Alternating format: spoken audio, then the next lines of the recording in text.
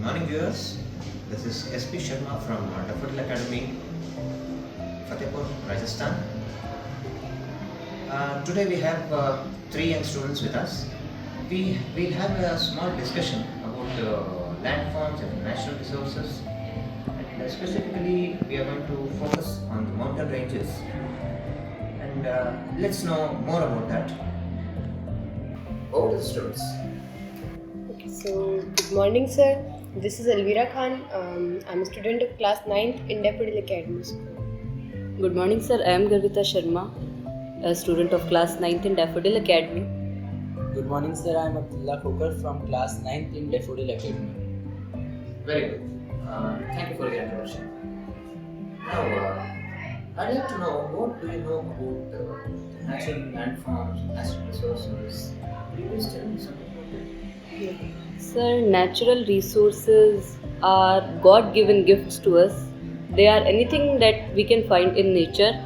जैसे हमारे पहाड़, पानी, जो वाटर बॉडीज़ है वो, एनिमल्स, प्लांट्स, ये सारी चीज़ें नेचुरल रिसोर्सेज में काउंट होती है जिनको ह्यूमंस और आगे रिफाइन करके अपने यूज़ के लिए और अपने एडवांटेजेस के लिए यूज़ करते हैं.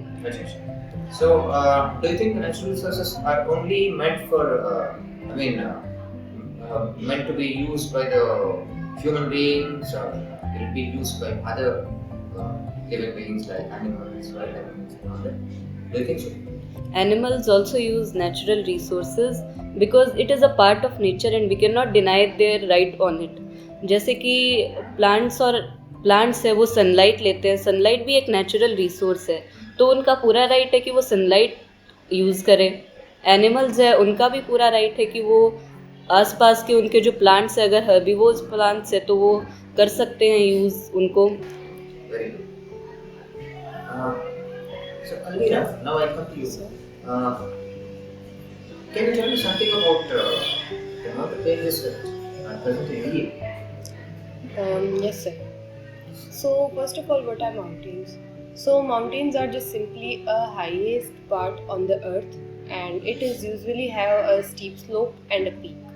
Mountains बहुत ही ज़्यादा ऊंचे एक हमारी अर्थ पे पार्ट होता है, other than other things, and it has a steep slope.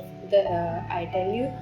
And जो माउंटेन्स है वो फॉर्म कैसे होते हैं? सो फर्स्ट ऑफ ऑल ये किसी दो प्लेट्स, किसी टेक्टोनिक प्लेट्स के मूवमेंट से या फिर इनके कन्वर्जन से फॉर्म होते हैं. कुछ माउंटेन्स जो है वो इरोजन से भी फॉर्म होते हैं, और कुछ माउंटेन्स जो वॉल्केनिक लावा होते हैं उनसे भी फॉर्म होते हैं, और कुछ माउंटेन्स अलग अलग मूवमेंट से भी शेप में आते हैं. So if we talk about some famous mountains, so first of all we just talk about Himalayas.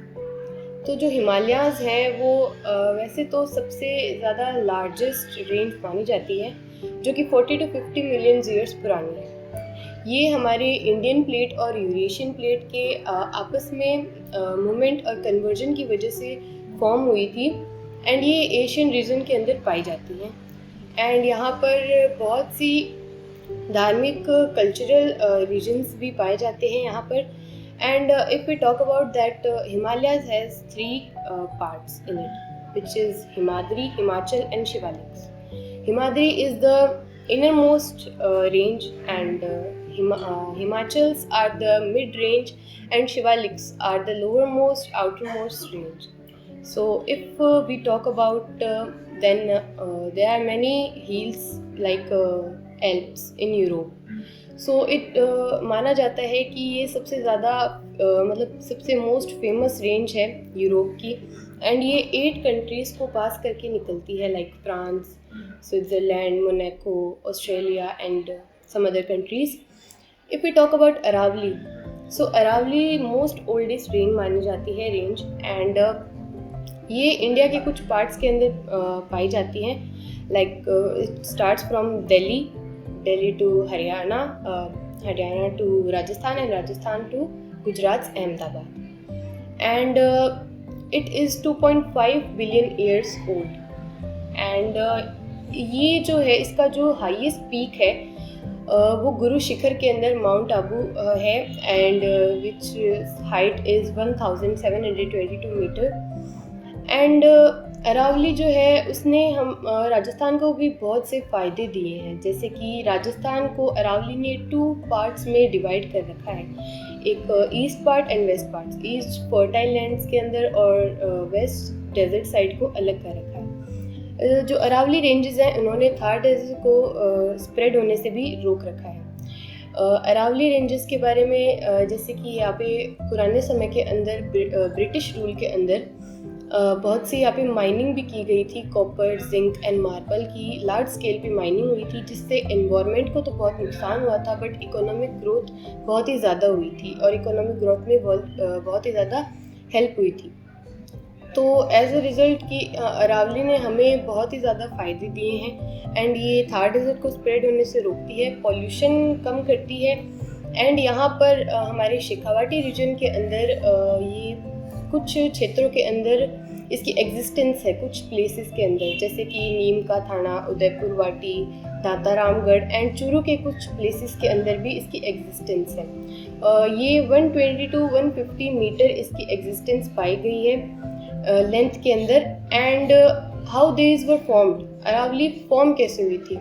So Bundelkhand craton and Marwar craton के कन्वर्जन की वजह से fold it we can say it is a fold mountain, because earth के कुछ places इसके कारण converge हुए थे and it took we can say it took a form of fold mountain and then it was named as Aravalli.